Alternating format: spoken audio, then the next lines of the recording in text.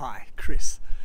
You know, next time you meditate or do a yoga practice and you allocate that as being your spiritual practice, I want you to just take a moment before you do.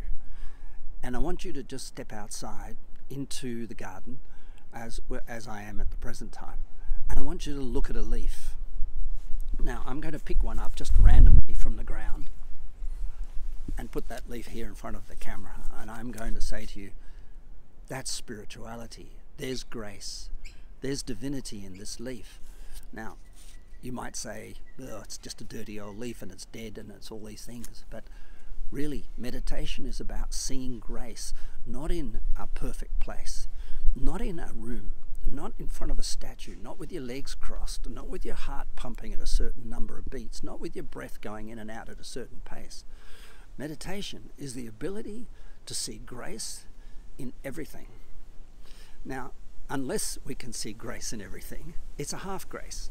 It's a disgrace. So it's a sense of escapism to go looking for spirituality in a non-material environment. So in a sense, the great teachers of meditation have said, walk the path. Now, when I'm in Nepal and I'm up in a mountain and I'm sitting in a beautiful, beautiful monastery and the monks and the nuns are chanting and this sound is just so profound, sometimes you look across the room and one of them will start to nod like this. They'll start to nod. And you know that that person is in a state of enlightenment. That's a very supreme and sublime state, and they're stuck in there. They're in there. Now, how do the monks in the room react when one of their number get into this state of enlightenment, which is the ultimate goal of all meditation, so we think? Well, the first thing is there'll be kid monks, little baby boys running around the monastery and little baby girls running around the nunnery. The first thing they'll do is they'll get the rice, which is the what do you call it, alms, or the donation that's been put. They'll stick it in the end of a biro without the filler in the middle, and with a pea shooter start shooting shooting the rice at the enlightened monk. If that doesn't work, the other monks next door to that monk will start pinching their tea and dripping water on their hand, and they'll start playing all sorts of tricks on that person. Why? Because enlightenment is not a state that we want to achieve. It's a state from which we want to live. And once a person is stuck in this zone of self-absorption, as they would call it in the Buddhist language, they actually have become useless to everybody. It's a great place to die from, because I've seen a body of a monk which is about 8 inches high, and that person died in a state of enlightenment, and they didn't bury them, they just left them there. And year by year their body just shrunk and all the molecules went out of their system. But there's a little thing stuck inside this old robes.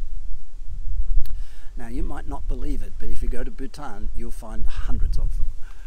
Now, that's a good place to die, but it's not the place to live. And that's why the monks in the monastery would say, if your objective is to achieve enlightenment on this earth, then your objective is to die on this earth, and that's a happy objective if you want to have it that way.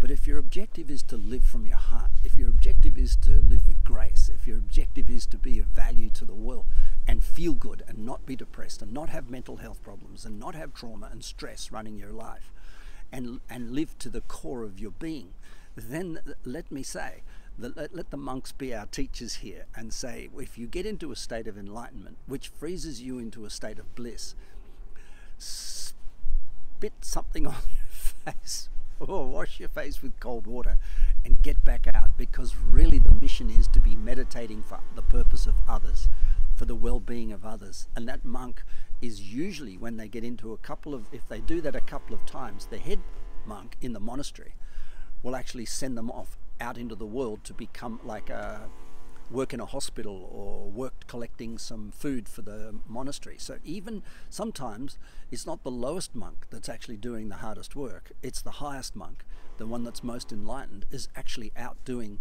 real everyday work, because they're bringing that enlightenment to their state of play. They're bringing grace to whatever they do, and that's our mission. It's to be able to not sit with our, if we have to learn meditation by crossing our legs, great. If we need peace of mind, that's not meditation, that's another topic. And then we cross our legs.